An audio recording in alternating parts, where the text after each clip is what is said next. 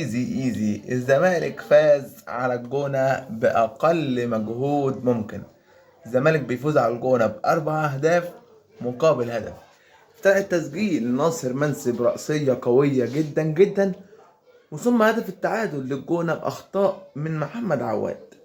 في الشوط التاني التبديلات كريستيان جروس تعمل الفارق.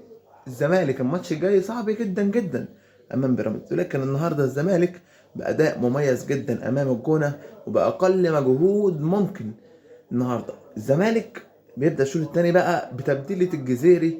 محمد السيد صراحه اللي قلبت الماتش، اول لمسه للجزيري كرة تخبط في الحارس وترد في ركبة الجزيري ليسجل الهدف الثاني، والهدف الثالث عن طريق مايسترو نص الملعب عبد الله السعيد. موجود الزمالك يفوز على طول، معروف. المايسترو يسجل هدف من نص ملعب والجون فاضي، تبقى النتيجة 3-1. وفي الدقيقة 96 بانطلاقة عنترية من دونجا يعمل عرضية على الأرض ليسجل سيف الجزيري الهدف الرابع. وكده بالنتيجة دي الزمالك يبقى في المركز الثاني ورا بيراميدز ب 21 نقطة، وهو 20 نقطة بفرق الأهداف عن الأهلي. الأهلي برضه 20 نقطة، لكن الزمالك أقوى هجوم في الدوري. مبروك للزمالك وجماهيره، والقادم أفضل.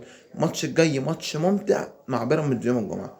إن شاء الله الزمالك يفوز ويتصدر ونروح في حتة حلوة ونبقى في متصدرين الدوري.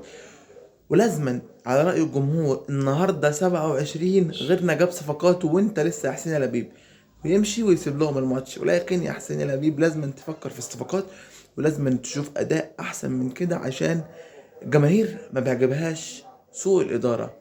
إدارتك كويسة، لازم تدعم بلعيبة. الأهلي بيدعم ب3 صفقات وانت لغاية دلوقتي صابح علينا. هو بكرة 28، خلاص فاضل يومين على آخر الشهر وما جبتش حد. سلام يا حريف. ما تنساش الاشتراك في القناه وتفعيل الجرس ولايك كومنت الايجابي. ما تنساش الدعم الايجابي لخطنا الفلسطينيين. اللهم كن لهم عونا ونصيرا.